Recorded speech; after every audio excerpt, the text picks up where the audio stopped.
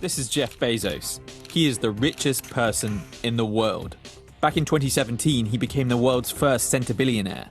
That's a net worth of $100 billion US. And having made tens of billions during the coronavirus pandemic, that figure's now a whole lot more. How is that even possible? His fortune came from founding Amazon, which he's still the boss of. That's not to mention his other ventures, from the Washington Post to Amazon-owned Whole Foods to space exploration company Blue Origin.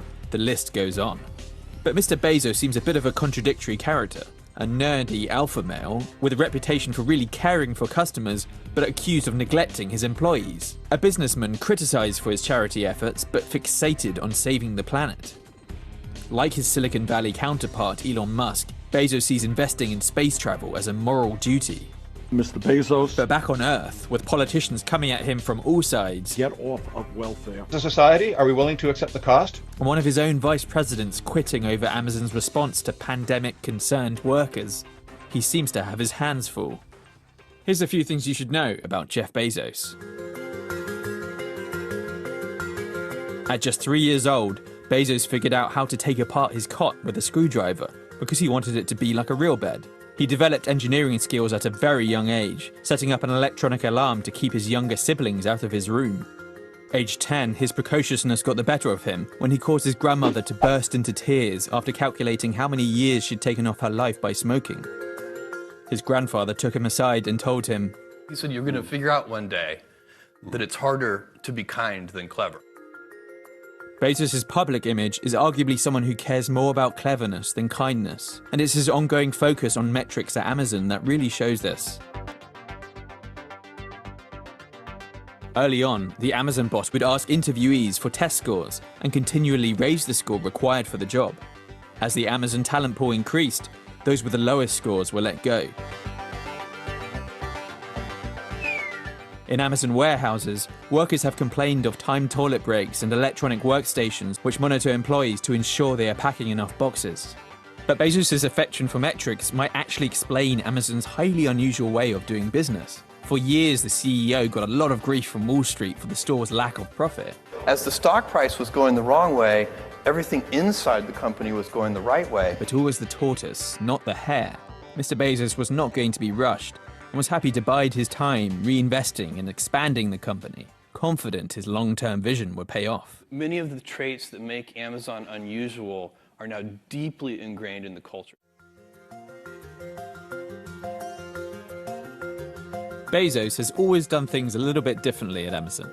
He set up the bookstore in his garage in 1994, warning early investors there was a 70% chance it would fail. Since then, he's established many rules, rituals, and traditions, which to the outsider may seem a touch eccentric. Don't even think of using PowerPoint in an Amazon presentation. It's banned. Instead, everyone reads and discusses a long, carefully written memo. He doesn't like big teams either. In fact, according to Bezos, any one team should be small enough that it can be fed by 2 pizzas. If there's one thing Amazon.com is about, it's obsessive attention to the customer experience. Above all, Bezos likes to talk about what he calls customer obsession. In fact, if you have a problem with Amazon, you can even send Jeff an email. My email address is famous, and I keep it, and I read it. It's jeff@amazon.com. Mr. Bezos will often forward a complaint to a colleague, accompanied by a single question mark, meaning they should probably drop whatever they're doing and look into this. In the office, employees are encouraged to rate each other and expected to adhere to the 14 leadership principles, which include having the backbone to criticize others. When a New York Times article depicted an atmosphere of bullying at the company, Jeff Bezos responded directly in a memo to his employees. Anyone working in a company that really is like the one described in the New York Times would be crazy to stay. In 2018, President Trump accused Bezos of sales tax avoidance and anti-competitive business practices, leading to Amazon's share price falling by 9% and reducing Bezos' personal wealth by over $10 billion, although he later recouped this. Criticism of Amazon continued with Senator Bernie Sanders' Stop Bezos Act. The wealthiest person in the world is advertising jobs that pay workers wages that are so low that they have to go on food stamps. But Bezos actually responded and raised the minimum wage at Amazon to $15. Mr. Bezos and Amazon are now leading the way. And this isn't the only time Bezos has made a dramatic U-turn.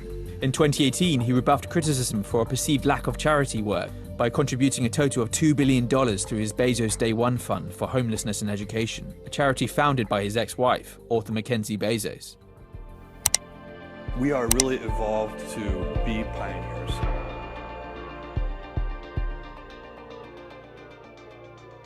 Bezos invests $1 billion each year into his space company, Blue Origin. This is the most important work I'm doing. When I was 5 years old, Neil Armstrong stepped onto the moon. I was imprinted with this passion for space and for exploration. Since even high school, Bezos has dreamt of an epic plan for humanity. This gem of a planet, we're finally, as a species, big enough to really impact it. We can fix that problem by moving out into the solar system. Like fellow magnate Elon Musk, he's creating a fleet of rockets which, as if by magic, can land themselves vertically, making them reusable and so far more financially viable. Unlike Musk, he isn't speeding towards his goal, but methodically and quietly plotting it out. Predatim ferociter, step by step ferociously, is the motto of Blue Origin, and one which Bezos himself lives by, who today is building a 10,000-year clock deep inside a mountain on his Texas ranch as a symbol of long-sightedness. This incremental and often secretive approach was how Bezos conquered retail. And it could be how he conquered space too.